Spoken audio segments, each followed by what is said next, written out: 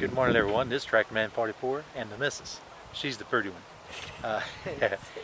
We're kind of goofing off today. Took a day off, to kind of come up to a fancy place in St. Louis called Shaw's Garden. And right now we find ourselves in the middle of a rose garden. And I'm going to take a minute and just show you some of these roses. Now this is the end of the season, so the roses ain't looking real good, we'll just take a look at them anyway. There's still a little bit of color, but they are definitely on their way out. Now this ain't doing it any justice at all, like I said, because they are on their way out. And I do have to be perfectly honest with you and tell you, though I like looking at roses, I absolutely hate rose bushes. Being an air conditioner man, I've noted over the years that rich people or people with money, they're really kind of funny. They have new air conditioning systems, heat pumps, all that fancy stuff put in their houses, but then they don't want anybody to see them. So what they do is they decide they're going to punish that air conditioner man by planting rose bushes all around their central air conditioning units. And you know who that poor sucker is? That's me. I got to come up and I get my cheek stuck with the little things, the little barbs. I get them hooked in my pants. I get them hooked in my arms, my shoulders, and they are just an aggravating thing. But I tell you what, I do like roses, and the missus has quite a number of rose bushes around our place, and I really do not mind them. But man, I don't like the stickers.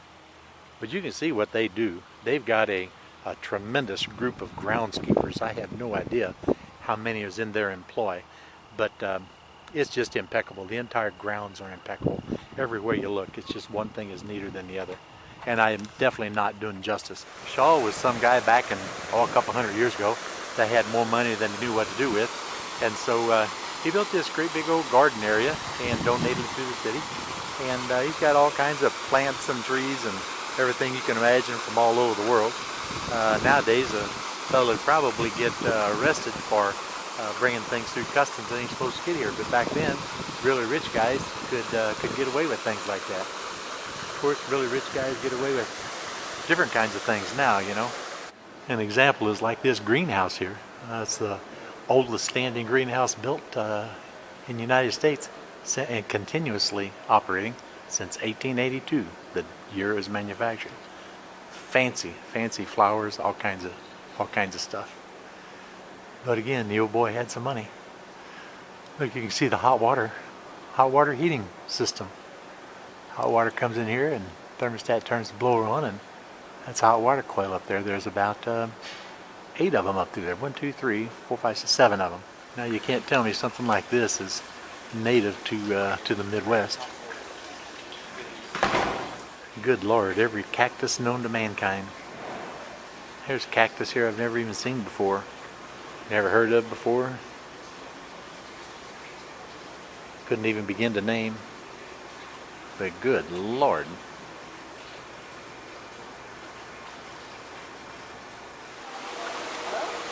What we're looking at now is a Geo Dome. It's exceptionally warm in here, and it actually is what they call it, a rainforest. It maintains 65 to 80 degrees, 65 to 85 degrees, and 85% humidity year-round inside here. It's got every kind of tropical plant, every type of greenery you can possibly imagine. It is really neat. You can see the humidity collecting on all the glass surfaces. I can't remember what year they said this was built. It's not all that old. I want to say 1978, but I'm probably kind of guessing. More fancy stuff inside the Geo Dome. I can't tell you how humid it is in here.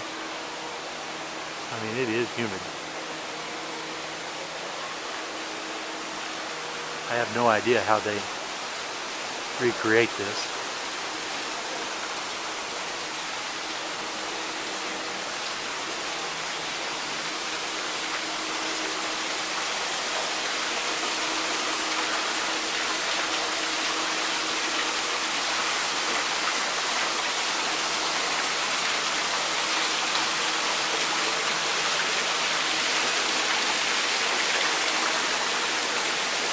I haven't recognized a single plant yet.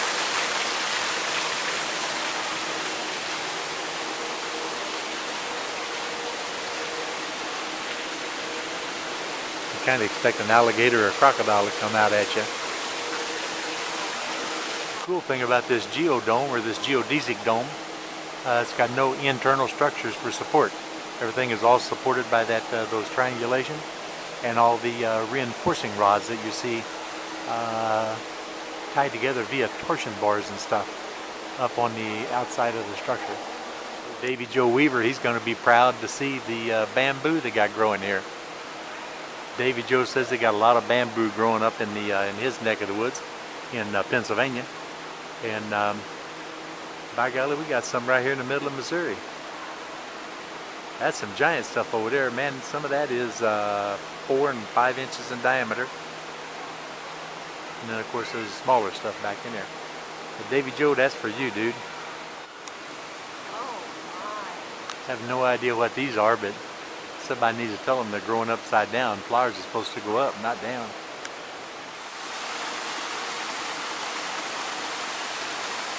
For a man-made waterfall, this is really pretty cool. I can't hardly believe that these rocks are authentic. They've got to be some kind of a fabricated material, but they look really, really, really authentic.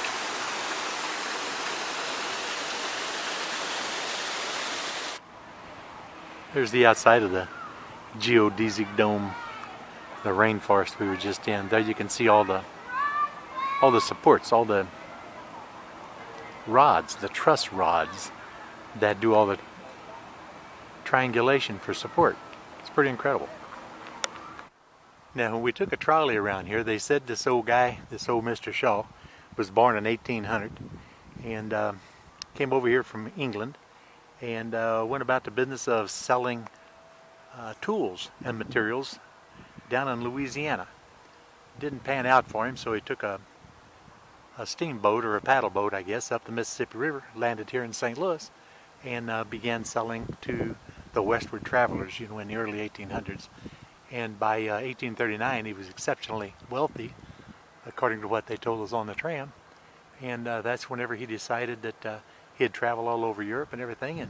And over there, he was influenced by a lot of the people that were going about the business of making things that would stand the test of time and provide things for future people to enjoy. And so that's when he came back to the St. Louis area and bought this roughly 80 acres that is now Shaw's Garden. And they referred to it as a prairie whenever he made the purchase. That would have been in probably in the mid-1840s. And the rest, as they say, is history. He built all of this stuff, added all this stuff to it, and then of course there's a foundation now that is taken over for him and continues on in his tradition. Contrary to what some people may believe, you know, a fella just can't work all the time. I've taken a couple of days off just to kind of goof around a little bit. There's a reason for that, but you know, keep peace in the family, I guess, you know. But we did take a couple of days off and just kind of run around St. Louis up here, you know, and take a look at some of the real cool things that we do have. But at any rate, like I said, you know, everybody can't work all the time, so, you know, even guys like myself, we do take a little goof off time, spend some time with the wife and stuff. And then we took a day and took my one daughter with our twin granddaughters, and we went to another place that's an extension of Mr. Shaw's Botanical Garden, and it's called the Butterfly House. It's at a completely different location, and I didn't get any videos inside there, but there was, like, I think they said 1,500 species of butterflies that live in there year-round, and they've essentially built an environment that for butterflies to thrive and multiply. And like I said, I think there's 1,500 species that they said they had, and all kinds of plants. But different butterflies have to have different plants. Of course, I didn't do all that kind of stuff, you know. I just thought they sucked nectar out of the flowers, you know. But yeah, it's pretty cool, man. They got all the different kind of plants in there that are of importance to the different types of butterflies, you know, to live off of. And they got all kinds of cool stuff, all kinds of pupae and chrysalis and everything, you know, in various stages of development. It's just amazing. But at any rate, I'm rattling on too long. Like I say, I ain't doing a whole lot of video. This was just off the cuff, and I even got the missus to do a cameo appearance, slightly longer than a cameo appearance. That's about all I got to say about it. So this is Tractorman44, and I am out of here.